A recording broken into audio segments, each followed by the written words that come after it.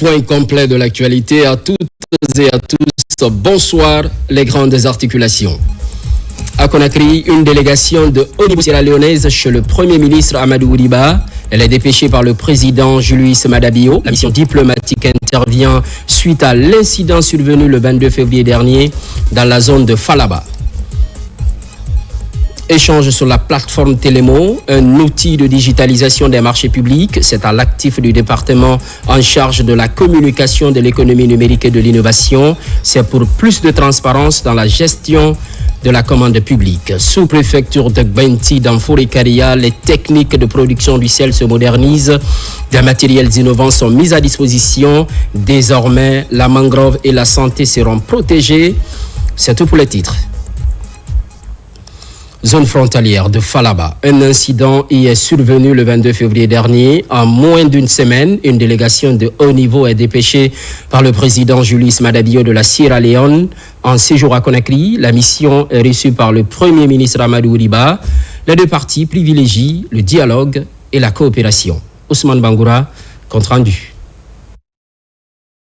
Au palais de la Colombe, une délégation sierra-léonaise conduite par le ministre des Affaires étrangères est venue porter un message de fraternité et d'apaisement entre la Sierra Leone et la Guinée. La rencontre s'est tenue en présence de plusieurs hauts responsables guinéens, dont le ministre secrétaire général de la présidence, le général Amara Kamara, le ministre des Affaires étrangères, Dr Maurice Sandan Kouyaté, ainsi que les ministres en charge de l'administration du territoire, de la justice, de la sécurité et de la défense, aux côtés des hauts responsables des forces de défense et de sécurité. Mandatée par le président Julius Maada Bio, la délégation a échangé avec les autorités guinéennes à la suite de l'incident survenu le 22 février 2026 dans la zone frontalière de Falaba. Suite à l'incident du 22 février 2026 sur l'axe de Falaba, nous avons été dépêchés par le président Julius Maada Bio pour porter un message de fraternité au président Mamadi Doumbouya. Reçu par le Premier ministre et le gouvernement guinéen, nous avons eu des échanges constructifs, notamment sur la situation des 16 militaires sierra-léonais interpellés à la frontière. Ces discussions ouvrent la voie à la mise en place d'une équipe technique conjointe pour renforcer la délimitation des frontières et la coexistence pacifique entre nos deux États. Du côté guinéen, le ministre des Affaires étrangères et des Guinéens établis à l'étranger, Dr Maurice Sandan Kouyaté, a réaffirmé l'attachement de la Guinée aux relations de bon voisinage et à la résolution concertée des différends. Aujourd'hui, la délégation a présenté au nom du président de la République de Sierra Leone les sincères regrets du peuple et du gouvernement sierra-léonais. Et on demandait à ce que ces incidents soient traités entre frères. Mais cela a trouvé que le chef de l'État guinéen, le président de la République, le président Mamadi Doumbouya, avait aussi donné des instructions. Puisque, comme vous le savez, l'incident avait entraîné des échauffourées qui ont conduit à l'arrestation de 16 militaires léonais. Mais le président Doumbouya a demandé à ce que ce problème soit résolu autour de la table diplomatique et de la table fraternelle. C'est dans ce cadre qu'il a pris la décision magnanime de remettre les 16 militaires à la disposition de la délégation conduite par mon homologue, le ministre des Affaires étrangères. Mais les deux chefs d'État ont décidé de mettre en place une commission conjointe, permanente, pour résoudre définitivement ces petits problèmes frontaliers qui commencent à perdurer entre nous. À travers cette concertation de haut niveau, Conakry et Freetown réaffirment leur engagement commun en faveur du dialogue, de la confiance mutuelle et de la coexistence pacifique au service de la stabilité sous-régionale. Récemment, les cadres de la Cour des comptes ont bénéficié d'un important programme de renforcement des capacités, un appui des partenaires stratégiques. À l'issue de la session, un accord est obtenu par les parties prenantes. Sékou Souma. Depuis sa création en 2016, la Cour des comptes de Guinée bénéficie de l'accompagnement du Conseil régional de formation des institutions supérieures de contrôle des finances publiques de l'Afrique francophone subsaharienne, CREFIAF. Dans cette dynamique, un atelier de renforcement des capacités de 2 jours a été organisé à l'intention des cadres de l'institution. Cette session avait pour objectif de mieux cerner le mandat, l'organisation et le fonctionnement des différentes chambres, d'identifier les priorités institutionnelles ainsi que les défis liés aux réformes en cours. La cérémonie de clôture a été marquée par la signature d'une convention de partenariat. La signature de cet accord tripartite avec l'IDI et le CREFIAF témoigne de notre volonté commune de renforcer les capacités institutionnelles de la Cour des comptes et d'inscrire notre action dans une dynamique de transparence, de rigueur et de performance. Ensemble, nous posons les bases d'une coopération fructueuse qui permettra à la Cour des comptes de mieux remplir sa mission de contrôle, de garantir une gestion saine des finances publiques. Pour les gestionnaires, cet accord est d'une importance capitale. Il repose sur 4 axes stratégiques visant à renforcer les capacités institutionnelles. Le premier, c'est pour renforcer l'indépendance de l'institution. Et le deuxième, c'est renforcer les capacités de l'institution supérieure de contrôle de Guinée dans les matières du audit, de contrôle, mais aussi dans ses travaux juridictionnels. Troisième volet, appuyer la Cour des comptes dans la communication et ses engagements avec les parties prenantes. On n'a aucun doute, on a toute confiance à cette Cour des comptes et on sait qu'avec ces projets, on va réussir. Consciente des exigences liées à ce processus de modernisation, la Cour des comptes entend s'appuyer sur l'expertise des partenaires tels que l'Intosai. Elle réaffirme ainsi sa volonté de consolider ses acquis et de s'aligner sur les standards internationaux afin de promouvoir efficacement la bonne gouvernance en Guinée. Entre justice et justiciable, restauration de la confiance, les ambitions sont clairement définies comme une justice rigoureuse attachée au droit et à l'éthique. C'est ce qui, entre autres, a filtré de la rencontre avec les associations professionnelles et du passage du garde des Sceaux au TPI de Dixine. Kerno Younoussaba. Promouvoir une justice au service de l'état de droit, tel est l'objectif affiché par le ministre de la Justice et des Droits de l'Homme. Dans cette dynamique, il a successivement reçu l'Association des magistrats de Guinée, puis celle des greffiers. Nous lui avons traduit notre satisfaction d'être reçu par lui ce matin et l'engagement pour le CA de l'accompagner dans tout ce qu'il voudra faire dans le cadre de l'amélioration des conditions de travail et de vie des magistrats et surtout pour une justice de qualité telle qu'il désire pour la population guinéenne. Nous avions fait des recommandations sur papier que nous les avons remis et qu'il a promis en fait d'examiner, de faire un retour prompt à nos sollicitations. On espère vraiment que cela sera suivi des faits. Au tribunal de Dixine, le ministre a été accueilli avec tous les honneurs. À cette occasion, les chefs de juridiction et de parquet ont sollicité l'appui du garde des Sceaux pour l'obtention d'un nouveau siège afin d'améliorer les conditions de travail. Monsieur le garde des Sceaux, au tribunal de Dixine, vous n'êtes pas simplement reçu, vous étiez attendu et vous, en retour, avez porté le nom de cette juridiction bien au-delà de nos frontières, lui conférant un rayonnement, une considération, une visibilité qui honore l'ensemble de la magistrature guinéenne. Face au personnel judiciaire et pénitentiaire, le ministre de la Justice et des Droits de l'Homme a insisté sur la nécessité de corriger certains dysfonctionnements pour garantir un meilleur service public de la justice. Aujourd'hui, on a rencontré l'Association des magistrats de Guinée. Avec cette structure, on a parlé de discipline des magistrats, on a parlé de déontologie, on a parlé d'éthique. À la suite des magistrats, j'ai rencontré l'Association des greffiers de Guinée. On a parlé des conditions de vie et de travail de l'ensemble des greffiers de Guinée. Cette visite m'a conduit après dans les installations du tribunal de première instance de Dixine. À ce niveau, on a vu ensemble comment on doit améliorer le service public de la justice. Le garde des Sceaux a également invité l'ensemble des acteurs du système judiciaire à cultiver l'excellence et à se positionner comme des partenaires crédibles du ministère et exhorté à jouer pleinement leur rôle dans la restauration de la confiance entre la justice et les justiciables.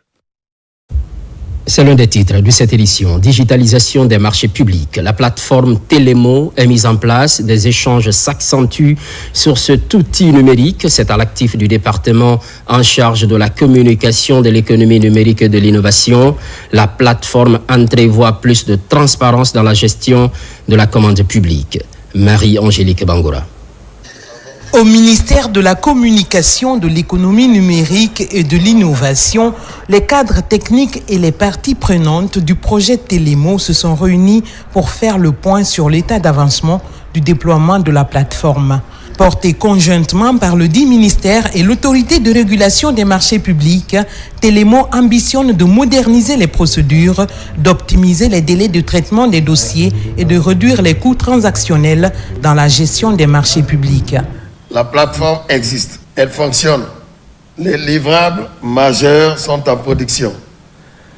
Le système est sécurisé, conforme aux procédures nationales et interopérable avec les dispositifs existants. Les fondations techniques sont posées, elles sont solides. Le principal défi n'est donc plus technique.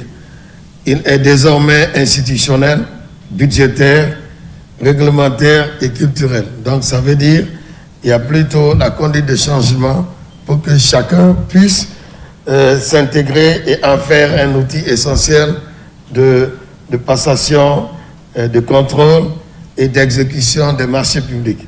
C'est pourquoi j'ai instruit les secrétaires généraux d'engager un dispositif structuré de sensibilisation et de communication.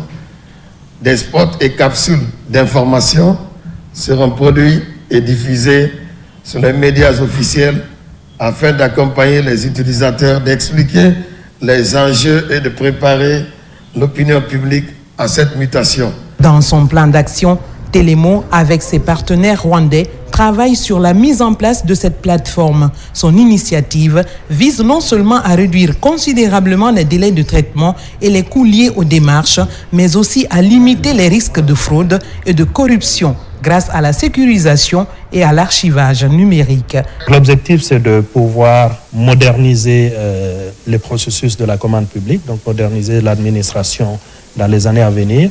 C'est d'arrêter complètement tout ce qui est phase manuelle, processus manuel au sein de la commande publique. Donc on prend en compte tous les ministères, toutes les entités administratives qui font des dépenses d'État, donc à savoir les EPA et toutes les autres entités administratives, mais on va jusqu'au niveau des communes et des régions. À travers cette rencontre avec les acteurs techniques, le projet Télémo se projette vers des actions futures visant à promouvoir une administration plus efficace, plus accessible et davantage orientée vers le public. Au ministère de la Femme, de la Famille et des Solidarités, plusieurs directions sont visitées par la chef du département. Loin d'une simple visite, renforcer les relations de travail entre les différents services. Mohamed Kamara.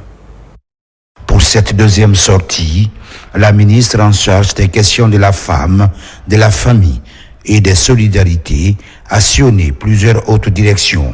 Le périple a commencé par le Centre de formation sociale appliquée Jean-Paul II à Taouya. Dans cette structure sociale destinée essentiellement aux personnes vulnérables, Pauline Patricia Adeline Lama et les travailleurs ont passé en revue le fonctionnement et les défis auxquels le centre est confronté. Un premier contact qui réjouit les responsables de Jean-Paul II. Elle est très déterminée à nous accompagner. Et on sait qu'avec cet accompagnement, Jean-Paul II, nous donnerons nous aussi le meilleur de nous-mêmes. Et nous comptons beaucoup sur elle pour pouvoir gérer nos différents problèmes et surtout pour le démarrage de ce grand chantier de rénovation et d'extension du Centre national de formation sociale appliquée Jean-Paul II. À quelques encablures de là, la Cité de solidarité principale refuse des personnes handicapées. L'objectif de la visite de la ministre, s'enquérir des conditions de vie de cette cible. Elle est surprise de ce qu'elle a vu à l'intérieur de la cité ici, les changements opérés, et qu'elle vraiment s'engage à accompagner la cité dans cette dynamique et dans cette perspective de changement. La deuxième étape de la visite de Pauline Lama s'est achevée dans les locaux de la Direction nationale des personnes vulnérables. Là également, des défis et le bon fonctionnement du service ont été évoqués. Plus d'efficacité dans les services publics, les inspecteurs généraux des départements ministériels seront mis à contribution. Pendant ce temps, Faya François Bruno partage cette option avec les corps de contrôle placés sous sa tutelle. Finalité, booster le rendement dans l'administration publique. Mamadi Terna Kamisoko. Parmi les structures d'appui qui contribuent efficacement au pilotage des activités au sein des départements ministériels figurent les inspections générales. Véritables organes supérieurs de contrôle et d'évaluation, elles ont pour mission essentielle de veiller à la conformité administrative, financière et technique des services publics. Aux côtés du ministre de la Modernisation de l'administration et de la fonction publique, la nouvelle vision des transformations qualitatives de l'administration publique, impulsée par le président de la République, a été largement partagée avec les différents responsables concernés. Le premier projet sur lequel on travaillera, c'est le projet de simplification des procédures administratives. Et pour cela, il y a un inventaire global qui va permettre d'élaborer le répertoire national des actes administratifs et des services publics. Et nous allons faire la cartographie des étapes de procédure, des dossiers demandés pour accéder à un service public.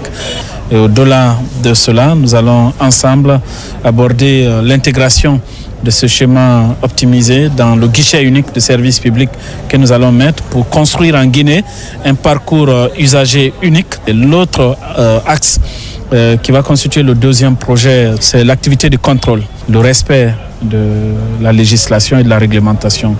Et dans ce travail, nous savons tous aujourd'hui que l'activité de contrôle est mise au second plan. Et nous allons travailler dans le cadre de la modernisation à ramener l'activité de contrôle au premier plan.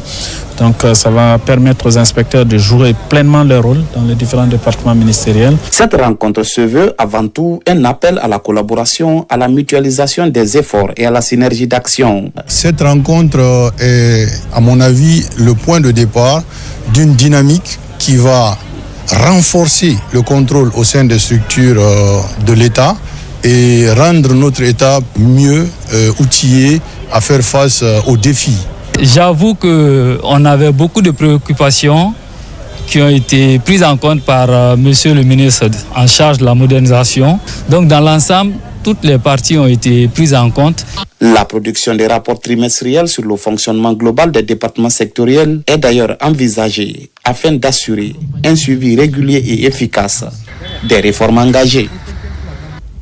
Au même moment, le ministre de l'Énergie échange avec les cadres de l'électricité de Guinée. Au menu, des questions d'actualité concernant l'EDG, une entreprise spécialisée dans la production et la fourniture du courant électrique à l'échelle nationale. Nabi Kamara.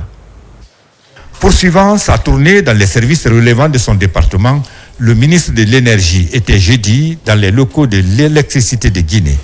Dans cette entreprise stratégique dans le processus de développement de notre pays, il a conféré avec les principaux responsables sur l'ensemble des préoccupations en cours. Aujourd'hui, quand même, j'ai su qu'il y a eu beaucoup d'avancées à EDG.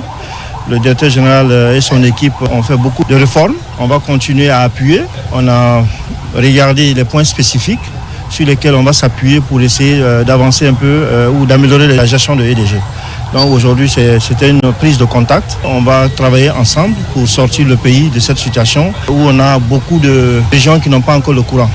C'est pourquoi le ministère de l'Énergie va s'appuyer sur les réseaux de transport et la construction des centres de production. Au nom de l'ensemble des travailleurs, le directeur général de l'EDG a d'abord félicité le ministre pour sa nomination à la tête de ce département de l'énergie où il a évolué avant de le rassurer de l'engagement à travailler avec lui pour répondre aux exigences des populations et mériter la confiance du président de la République, Mamadi Doumbouya.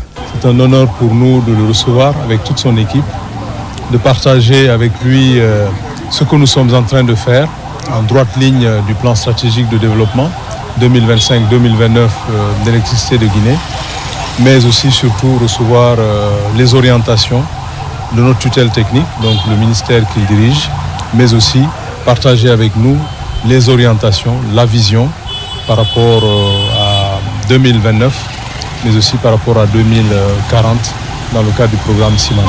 Le ministre de l'Énergie est attendu prochainement dans les autres services de son département pour s'informer davantage de leur réalité.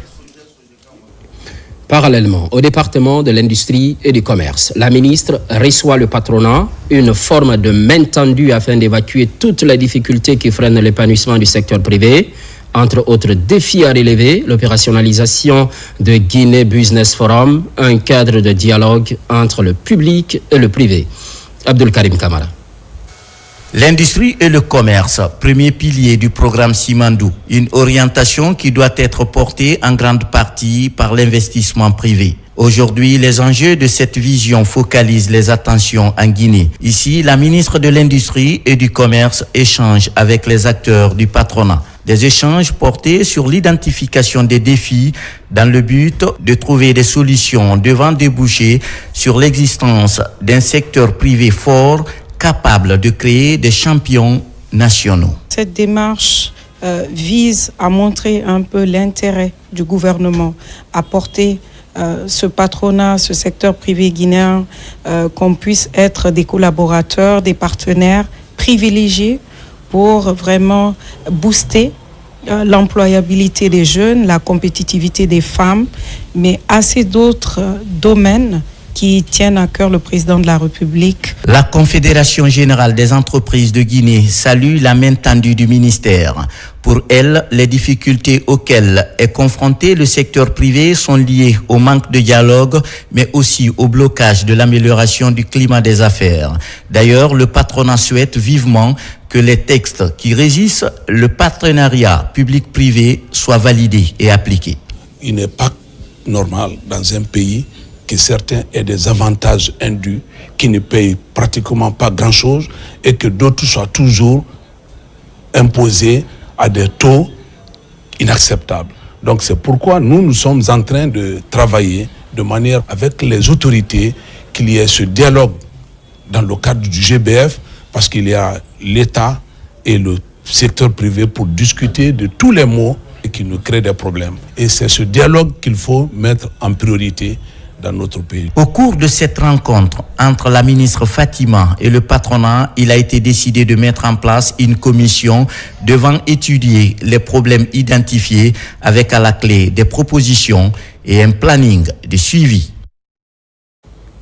Diplomatie. Une nouvelle page s'ouvre entre la République de Guinée et le Royaume de Belgique. À Bruxelles, la nouvelle ambassadrice extraordinaire et plénipotentiaire de la Guinée présente ses lettres de créance.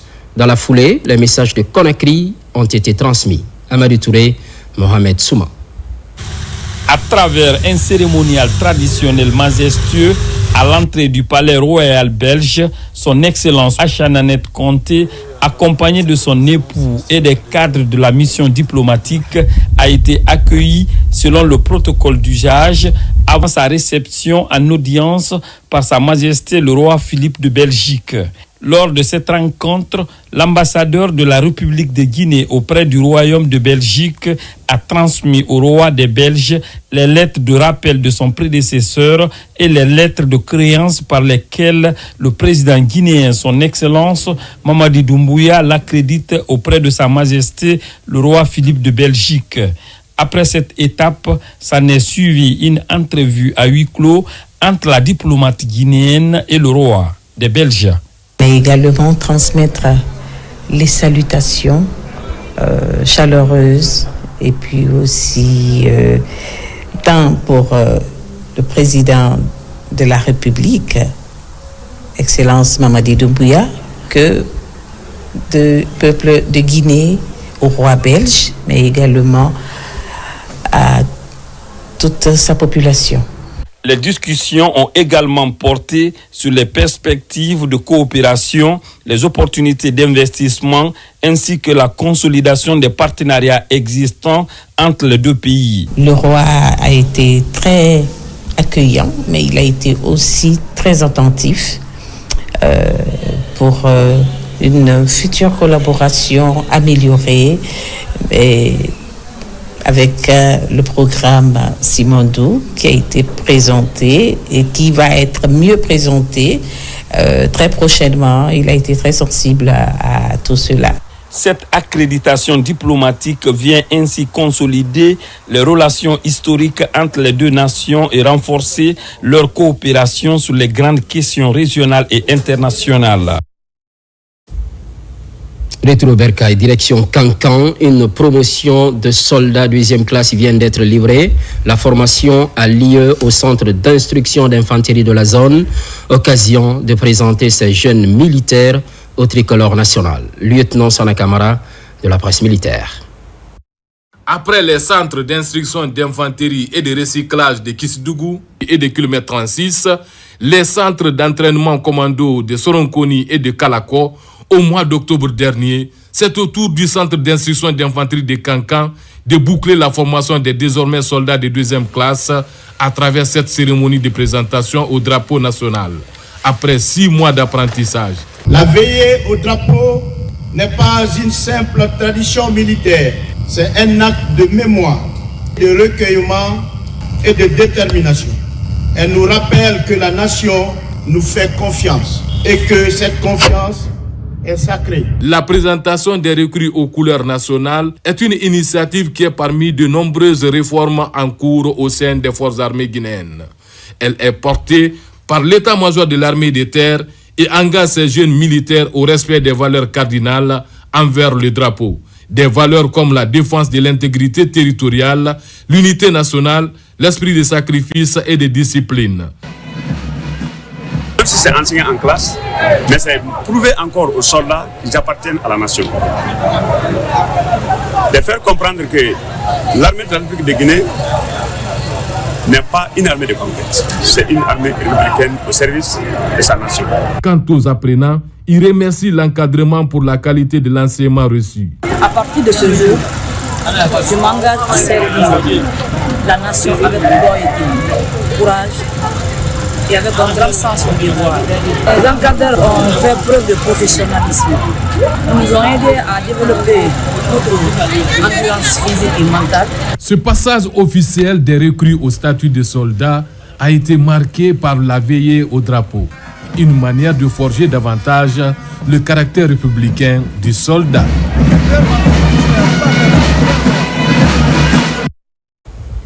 Et puis, cette interrogation, quel rôle jouent les directeurs d'école? Les responsables de l'éducation se lancent dans une opération séduction. C'est dans le cadre du projet sur la formation des directeurs. Déjà, les résultats sont présentés. Abdulaziz Baldé.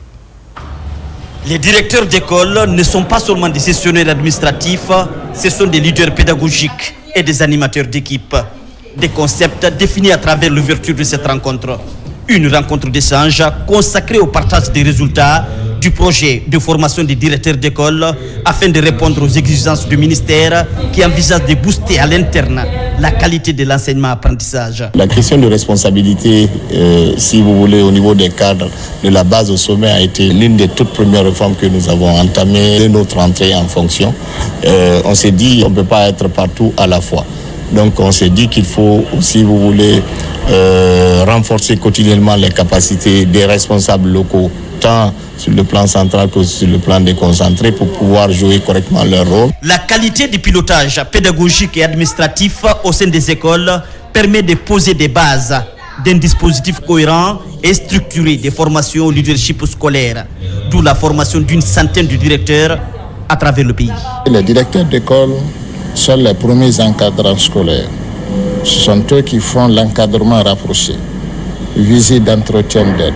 Il y a eu en tout 1545 cadres formés, dont 1345 directeurs et directrices d'école et 198 ici, DSE et cadres DPE IRE sur l'ensemble du pays.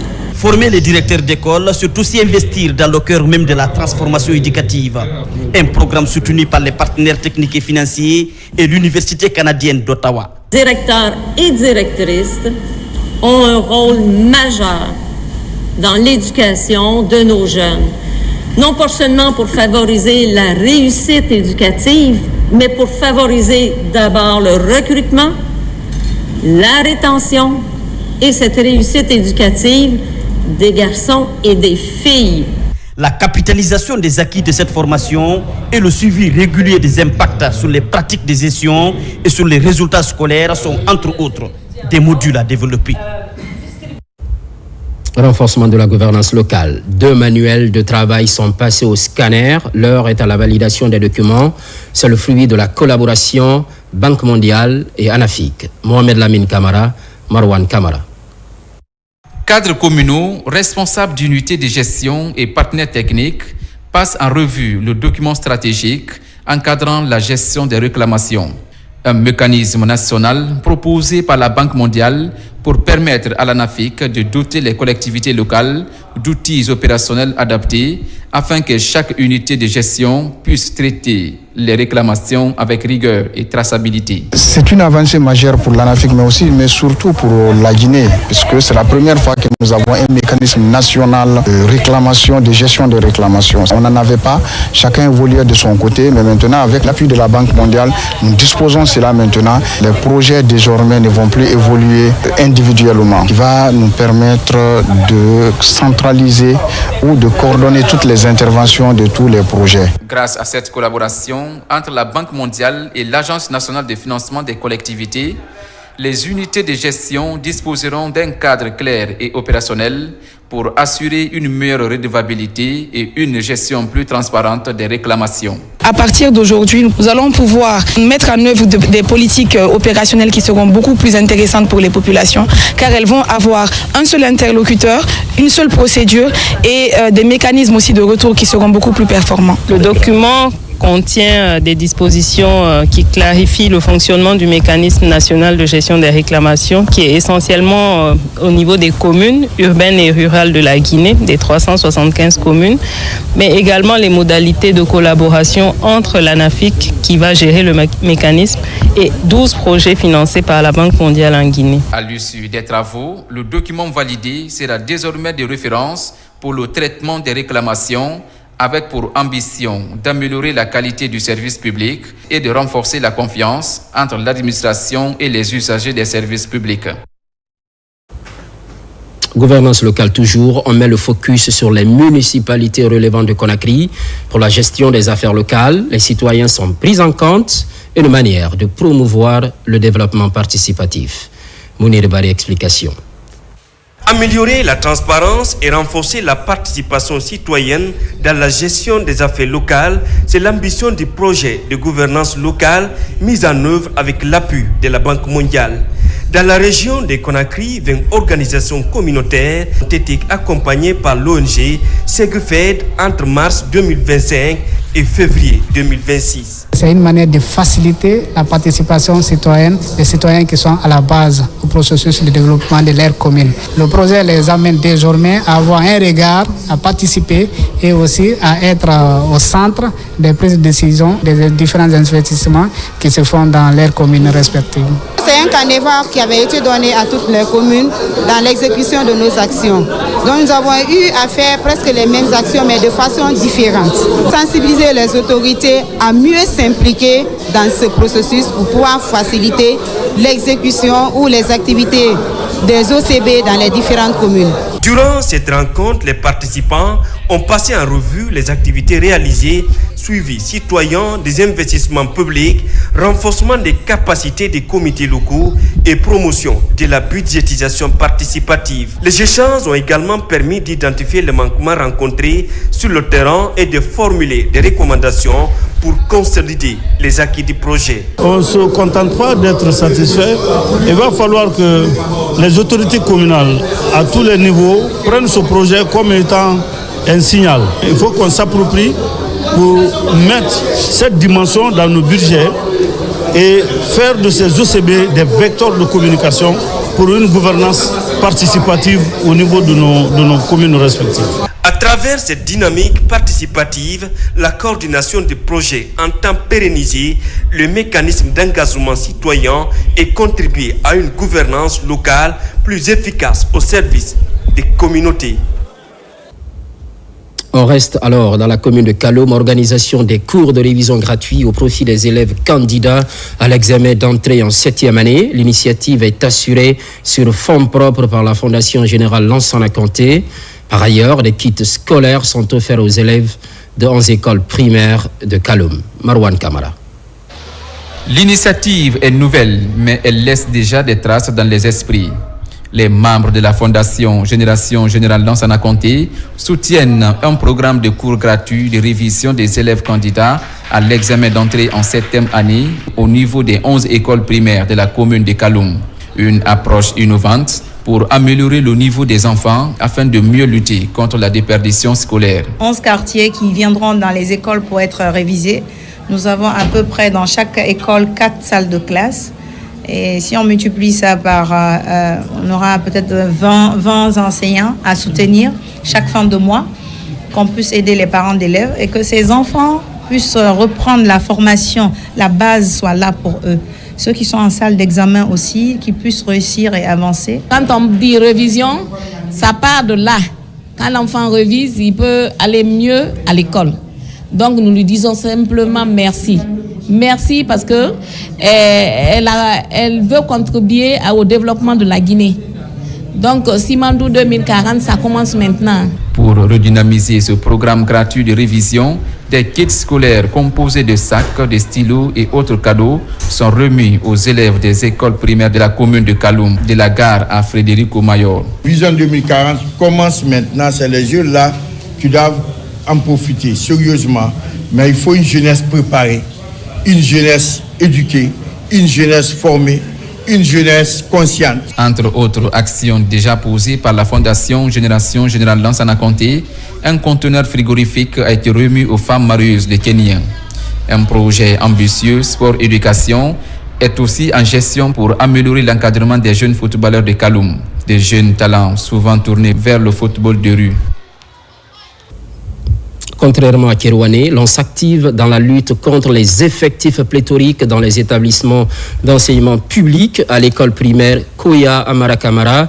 Réalisation d'un nouveau bâtiment, but visé, soutenir le système éducatif. Djamokaba. Dans le registre de la redistribution équitable des ressources communales, de belles avancées sont enregistrées à Kerouané. La délégation spéciale dote la ville de Sanankoro d'infrastructures scolaires. Ce bâtiment de 4 salles de classe modernes est bâti au sein de l'école primaire Koya Amara Kamara pour encourager l'éducation des enfants. La lutte contre les effectifs pléthoriques dans cet établissement public est l'un des enjeux pour améliorer les conditions d'apprentissage. L'école primaire Koya Amara Kamara n'est pas seulement un bâtiment, elle est le symbole de notre engagement collectif en faveur de l'éducation des bases, de l'égalité des charges et de l'encadrement de nos enfants dans un environnement propice à l'apprentissage. Ce coup de pouce de la municipalité au système éducatif local remobilise les parents en faveur de l'école.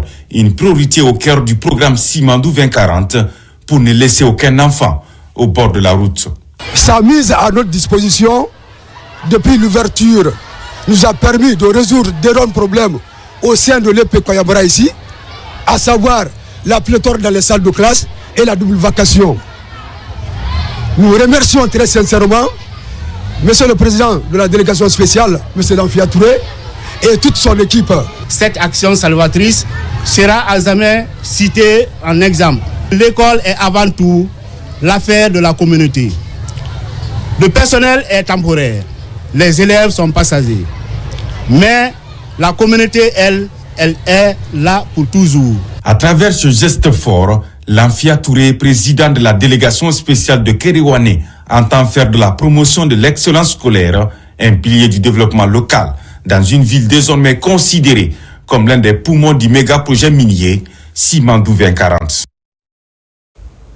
Dans la production du sel désormais, les techniques se modernisent. Vous allez le voir. Prochainement, les bois de mangrove seront épargnés et la santé préservée. Une volonté sanctionnée par la remise de matériels innovants. C'est dans la sous-préfecture de Benti, dans Fourekaria. Nous sommes Diakité. Les producteurs de sel de la sous-préfecture de Benti entrent dans une nouvelle dynamique. Des matériels modernes leur ont été remis afin d'adopter une technique innovante de production du sel par évaporation solaire sans recours au bois de mangrove. C'est un accompagnement de West Africa à travers l'ONG Carbone Guinée.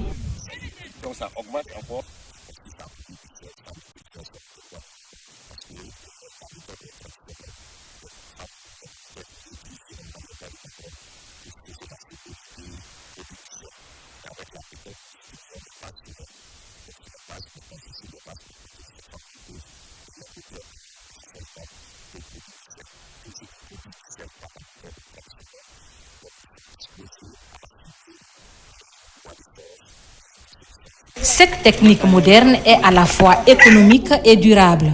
Elle réduit les coûts de production et préserve l'écosystème tout en offrant aux producteurs une méthode plus sûre et plus efficace pour récolter le sel. Avant, nous utilisions beaucoup de bois pour cuire le sel. Aujourd'hui, avec le soleil, nous réduisons les dépenses et nous protégeons nos mangroves, mais surtout notre santé. Nous remercions les donateurs pour le geste. À travers cette nouvelle technique, la production du sel devient plus rapide et plus écologique grâce à l'énergie solaire. Les mangroves, véritables barrières naturelles contre l'érosion et le changement climatique, pourront ainsi être mieux protégées. Une initiative qui pourrait bientôt inspirer d'autres zones productrices dans tout le pays pour un sel durable et respectueux de la nature. Période de pénitence, la générosité devient grandissante à la mosquée turque de Koloma. Les paniers alimentaires sont distribués. C'est dans le cadre du programme Waqf Sanita afin de soulager les fidèles musulmans pendant ce ramadan. Mekene Moussa Kamara.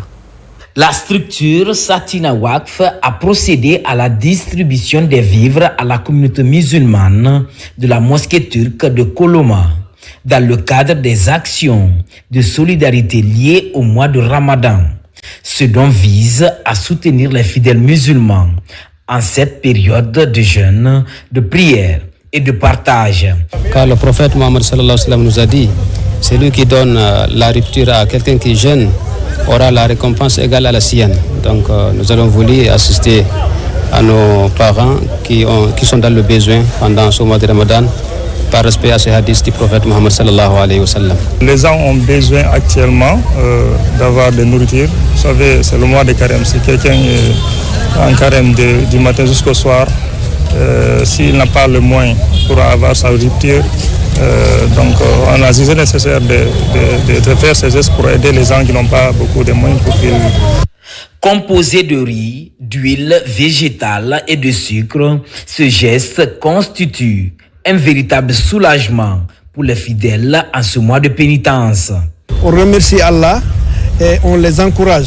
Si la Guinée possède des gens comme ça, vraiment ça ira mieux, puisque c'est l'esprit du gouvernement et c'est l'esprit du président de la République. Dans une mosquée rythmée par le travail et l'effervescence, c'est 30 ou 29 jours pour les uns et ce mois lunaire pour les autres s'impose comme une parenthèse spirituelle où l'effort personnel se conjugue à la solidarité communautaire.